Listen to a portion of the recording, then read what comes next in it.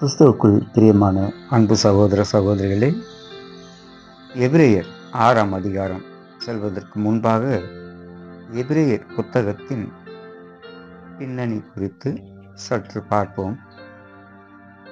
Kingdom of the cults என்னும் புத்தகத்தை எழுதிய டாக்டர் வால்டர் மார்ட்டின் தனது எதுகை மோனை பாணியில் இதை குறிப்பிடும்போது, எபிரேயர் புத்தகம் எபிரேயனால் பிற எபிரேயர்கள் எபிரேயர்களைப் போல் நடந்து கொள்வதை நிறுத்தும்படி எபிரேயர்களுக்கு எழுதப்பட்டது என்று விவரிக்கிறார். இன்னொரு எழுத்தாளர் பெயர் நினைவில்லை, எபிரேயருக்கு பவுல் எழுதின நிருபத்தை எழுதினது யார் என்ற கேள்வியை முன்வைக்கிறார். எபிரேயர் என்ற பெயர் முதலில் ஆபிரகாமுக்கு கொடுக்கப்பட்டது. பின்பு யாக்கோபின் வம்சத்தாரை குறிப்பதற்காக பயன்படுத்தப்பட்டது. ஆபிரகாமை சுற்றியிருந்த எமோரியர்களிடமிருந்து ஆபிரகாமை வேறுபடுத்தி காட்டுவதற்காக இந்த பெயர் அவருக்கு கொடுக்கப்படுகிறது. ஆதியாகமம் 14:13 இதை பார்க்கலாம். யாத்திராகமம் 5ஆம் அதிகாரம் 3ஆம் வசனத்தில் மோசே பார்வோனிடம் சொல்லும்போது, எபிரேயருடைய தேவன் எங்களை சந்தித்தார் என்று கூறுகிறார். எபிரேயர்கள் பேசிய மொழி எபிரேயம் எனப்படுகிறது. இதில் இயேசுவின் காலத்தில் பேசப்பட்ட அரமேய பாஷையின் வார்த்தைகளும் கலந்து இருந்தது. இயேசுவும் அவருடைய சீஷர்களும் இந்த மொழியைத்தான் பேசினர், அரமேயம் மற்றும் எபிரேயம். இதை சவுல் அப்போஸ்தலர் 26:14 குறிப்பிடுகிறார். சவுலே சவுலே, நீ ஏன் என்னை துன்பப்படுத்துகிறாய்? முள்ளில் உதைக்கிறது உனக்கு கடினமாமே என எபிரேயு பாஷையில் என்னுடனே பேசின சத்தத்தை கேட்டேன் என்கிறார். எபிரேயர்களுக்கு எழுதின நிருபத்தின் ஆசிரியர் யார் என்பது இன்னும் மறைபொருளாகவே இருக்கிறது. ஏறக்குறைய கிபி 67க்கும் 70க்கும் இடையே எழுதப்பட்டிருக்கிறது. இயேசுவானவர் பரமேறிய சில காலங்களுக்கு பிறகு எருசலேம் அழிவதற்கு சில நாட்கள் முன்பு இது எழுதப்பட்டிருக்கிறது. எருசலேம் கிபி 70இல் தீத்துராயனால் அழிக்கப்பட்டது டைட்டஸ். அப்போஸ்தலர் 6:7 பார்க்கும்போது, தேவ வசனம் விருத்தி அடைந்து சீஷருடைய தொகை எருசலேமிலே மிகவும் பெருகிற்று, ஆசாரியர்கள் அநேகர் விசுவாசத்திற்கு கீழ்ப்படிந்தார்கள் என எழுதப்பட்டிருக்கிறது. இந்த நிறுவம் பழைய ஏற்பாட்டு நியாய பிரமாணத்திலிருந்து மனம் திரும்பிய யூதர்களுக்காக, அதாவது எபிரேய மக்களுக்காக எழுதப்பட்டது. யூத மதத்தினரின் உபதேசங்கள் பயனற்றவை. நியாய பிரமாணத்தின் முடிவு இயேசு கிறிஸ்துவே. நியாய பிரமாணத்தினால் ஒருவரும் ரட்சிக்கப்பட முடியாது என்பதை இந்த புத்தகம் எடுத்துரைக்கிறது. தேவதூதரிலும் ஆசாரியர்களிலும் பழைய ஏற்பாட்டு தலைவர்களாகிய மோசே, யோசுவா போன்றவர்களை விட தேவகுமாரனாகிய இயேசுவே சிறந்தவர் என்பதை எபிரேயருக்கு இது உணர்த்துகிறது. இயேசு கிறிஸ்துவின் மரணமும் உயிர்த்தெழுதலும் ரட்சிப்பு மற்றும் நித்திய ஜீவனை நமக்கு அளிக்கிறது. விசுவாசம் நம்மை தேவனில் அன்பு செலுத்த வைக்கிறது என்பதையும் இந்த புத்தகம் உணர்த்துகிறது. எபிரேயர் புத்தகம் பழைய ஏற்பாட்டை மிகவும் உற்று கவனிக்கிறது, அதை விளக்கப்படுத்துகிறது. வேறு எந்த நிறுவனங்களும் இவ்வளவு ஆழமாக அலசி பார்த்ததில்லை. வருடங்கள் தோறும் தனது பாவங்களுக்காக ஏறெடுக்கப்பட்ட பலிகள் கிறிஸ்து ஒரே ஒரு முறை நமக்காக பலியிடப்பட்டதினால் நீக்கப்பட்டு, எபிரேயர் 10:10 படி கிருபாசன தண்டையில் நாம் நேரடியாக அணுகும் கிருபையை நமக்கு அளித்தது என எபிரேயர் புதிதாக நமக்கு விளக்குகிறது. எல்லா சூழ்நிலைகளிலும், கொடுமைகளிலும், சிரமங்களிலும் விசுவாசத்தை இழக்காத விசுவாச வீரர்களின் பட்டியலை நமக்கு கொடுத்து நம்மை இந்த புத்தகம் ஊக்குவிக்கிறது, உற்சாகப்படுத்துகிறது. விசுவாசத்தை குறித்து எல்லா புத்தகங்களிலும் தெளிவாக விளக்கியிருந்தாலும் இந்த புத்தகம்தான் விசுவாசத்தை மிகவும் சுருக்கமாக, எளிமையாக, தீர்மானமாக எபிரேயர் 12ஆம் அதிகாரம் முதல் வசனத்தில் சொல்லியிருக்கிறது. அது விசுவாசத்தை துவக்குகிறவரும் முடிக்கிறவரும் இயேசுவானவரே என உறுதியாக சொல்கிறது. விசுவாசிகளுக்கு ஆறுதலையும் உற்சாகத்தையும் அளிக்கிற எபிரேய எழுத்தாளர் நமக்கு 5 விதமான எச்சரிக்கைகளையும் கொடுக்க தவறவில்லை. முதலாவது, ரட்சிப்பை புறக்கணிப்பதினால் வரும் ஆபத்து. எபிரேயர் 2ஆம் அதிகாரம் 1-4 வசனங்கள். இரண்டாவதாக, அவநம்பிக்கையினால் வரும் ஆபத்தை குறித்து எபிரேயர் 3ஆம் அதிகாரம் 7 வசனங்களிலும், ஆவிக்குரிய முதிர்ச்சி இல்லாததால் வரும் ஆபத்தை குறித்து எபிரேயர் 5ஆம் அதிகாரம் 11-14 வசனங்களிலும், நான்காவதாக சகிப்புத்தன்மை தோல்வியடையும் ஆபத்தை குறித்து எபிரேயர் 10ஆம் அதிகாரம் 32-39 வசனங்களிலும், ஐந்தாவதாக தேவனை மறுப்பதினால் என்ன ஆபத்து என்பதை எபிரேயர் 12ஆம் அதிகாரம் 25 வசனம் முதல் 29 வசனங்கள் வரை இந்த எச்சரிப்பை நமக்கு கொடுக்கிறது. அப்போஸ்தலர் பவுல்தான் இந்த புத்தகத்தின் ஆசிரியர் என கருதுவதற்கான சில காரணங்களும் இருக்கின்றன. இந்த புத்தகத்தின் எழுத்து நடை, கருத்துக்கள் ஆகியவை பவுலினுடைய பாணியிலேயே அமைந்துள்ளது. மற்ற நிருபங்களைப் போல இது புறஜாதியாருக்கு எழுதப்படாமல் யூதர்களுக்கு, அதாவது எபிரேயர்களுக்கு எபிரேய மொழியில் எழுதப்பட்டது. லூக்கா இதை கிரேக்க மொழியில் மொழிமாற்றம் செய்திருப்பதால் சில மாற்றங்கள் மொழிபெயர்ப்பில் மாறியிருக்கலாம். யூதர்களுக்கு மத்தியில் ஊழியம் செய்த பேதுரு தனது 2 நிருபங்களையும் கிபி 60ஆம் ஆண்டில் பாபிலோனிலிருந்து யூதர்களுக்கு, அதாவது எபிரேயர்களுக்கு தன் நிருபத்தை எழுதும்போது தனது 2ஆம் நிருபத்தில் 2 பேதுரு 3ஆம் அதிகாரம் 15-16 வசனங்களில் இதை குறிப்பிடுகிறார். நமக்கு பிரியமான சகோதரனாகிய பவுலும் தனக்கு அருளப்பட்ட ஞானத்தினாலே இப்படியே உங்களுக்கு எழுதியிருக்கிறான். எல்லா நிருபங்களிலும் இவைகளை குறித்து பேசியிருக்கிறான். அவன் சொன்னவைகளில் சில காரியங்கள் அறிகிறதற்கு கடினமாயிருக்கிறது. அல்லாதவர்களும் உறுதி இல்லாதவர்களும் மற்ற வேத வாக்கியங்களை புரட்டுகிறது போல தங்களுக்கு கேடு வரத்தக்கதாக இவைகளையும் புரட்டுகிறார்கள் என குறிப்பிடுகிறார். கிரேக்க, லத்தீன் மொழிகளில் புலமை வாய்ந்த 100கணக்கான ஆசிரியர்களும் இந்த புத்தகத்தை பவுல் எழுதினார் என உறுதிப்படுத்தியிருக்கின்றனர். கிபி 363 லவோதிகேயா சபையினரும், கிபி 370 சீரியர் சபையினரும், கிபி 397 கார்த்தேஜ் சங்கத்தினரும் இந்த புத்தகத்தை எழுதியவர் பவுல்தான் எனவும், ஆதி திருச்சபையினரும் கிரேக்க திருச்சபையினரும் கூட, கிழக்கு தேசத்து திருச்சபையினரும் கூட எபிரேயர் புத்தகத்தின் ஆசிரியர் பவுல்தான் என அங்கீகரித்திருக்கின்றனர்.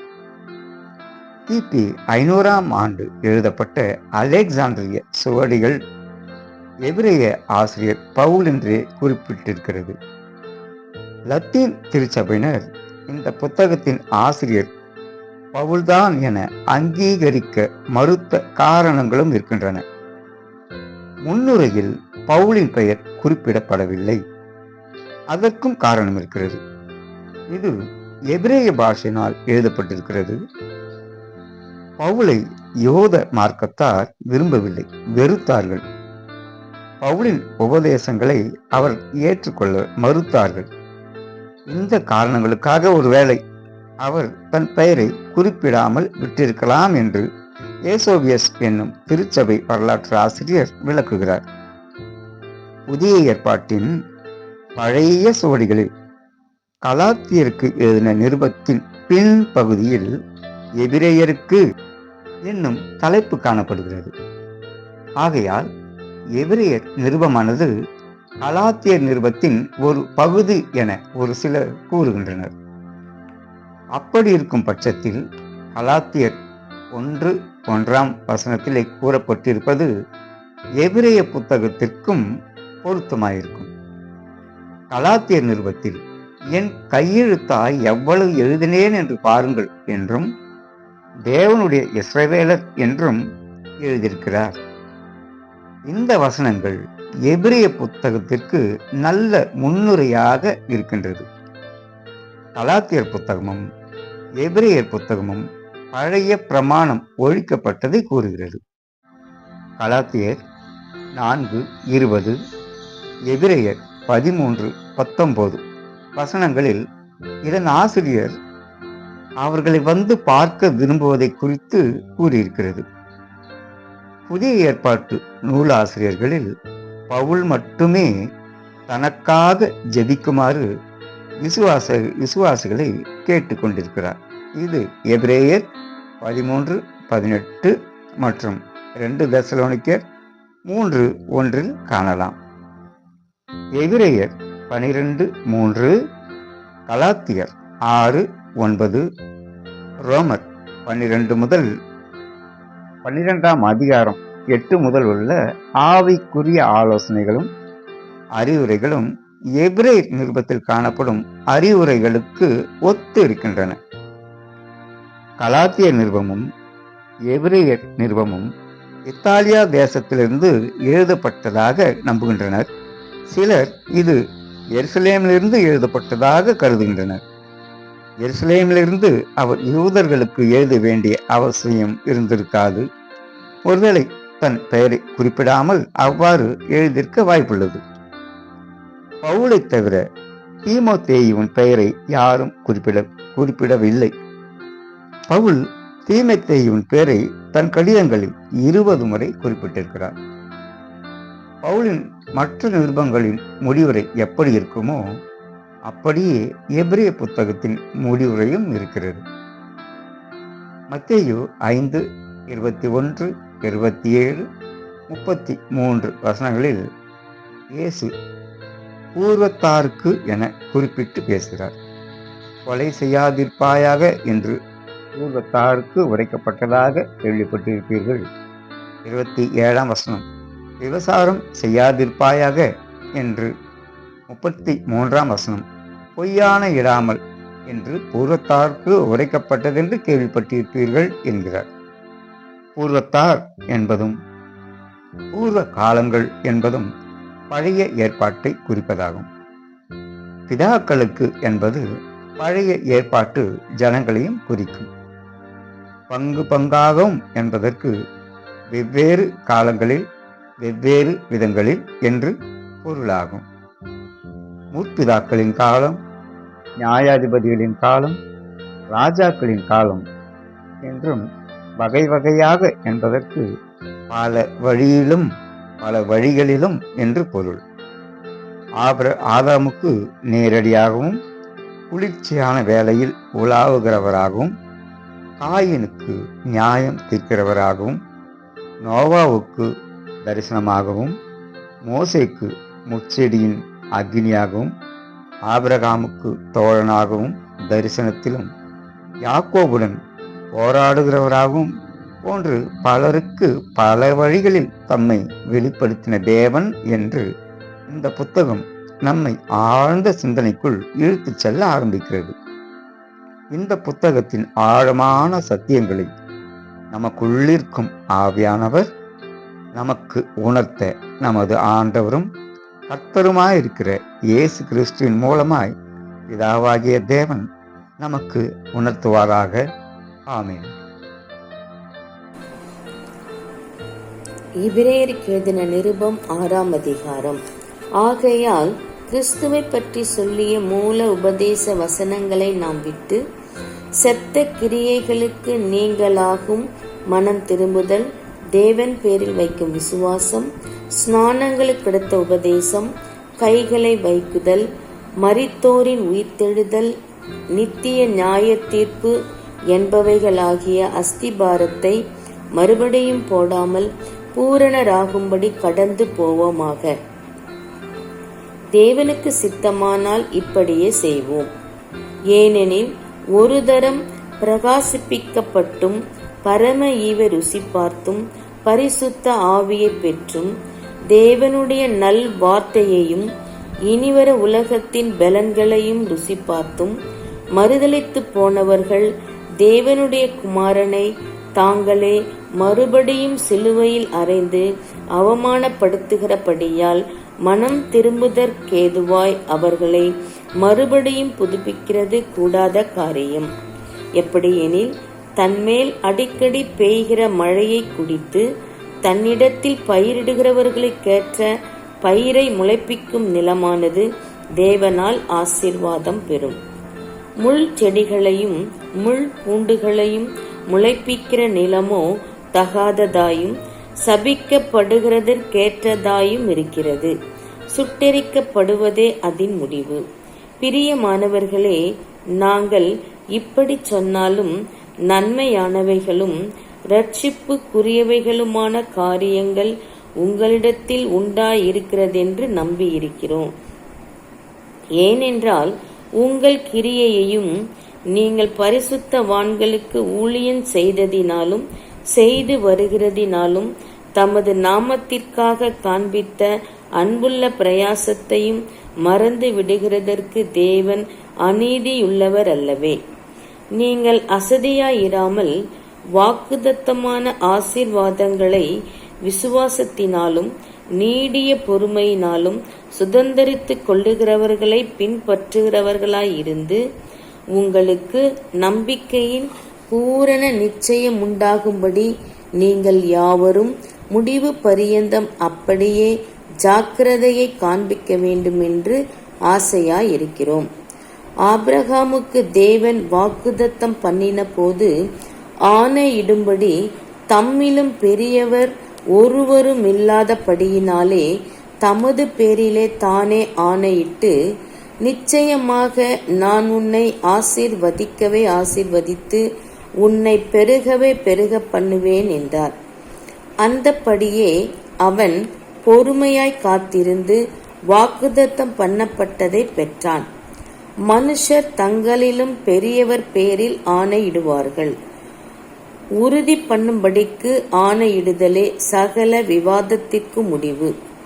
அந்தப்படி தேவனும் வாக்குதத்தம் பண்ணப்பட்டவைகளை சுதந்தரித்துக் கொள்ளுகிறவர்களுக்கு தமது ஆலோசனையின் மாறாத நிச்சயத்தை பரிபூரணமாய் காண்பிக்கும்படி சித்தமுள்ளவராய் ஓர் ஆணையினாலே அதை ஸ்திரப்படுத்தினார்.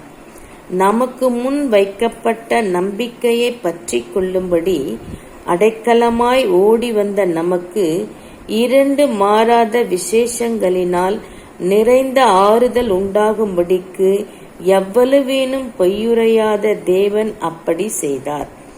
அந்த நம்பிக்கை நமக்கு நிலையும் உறுதியும் திரைக்குள்ளாக போகிறதுமான ஆத்தும நங்கூரமாயிருக்கிறது. நமக்கு முன்னோடியானவராகிய இயேசு மெல்கிசேதேக்கின் முறைமையின்படி நித்திய பிரதான ஆசாரியாராய் நமக்காக அந்த திரைக்குள் பிரவேசித்திருக்கிறார்.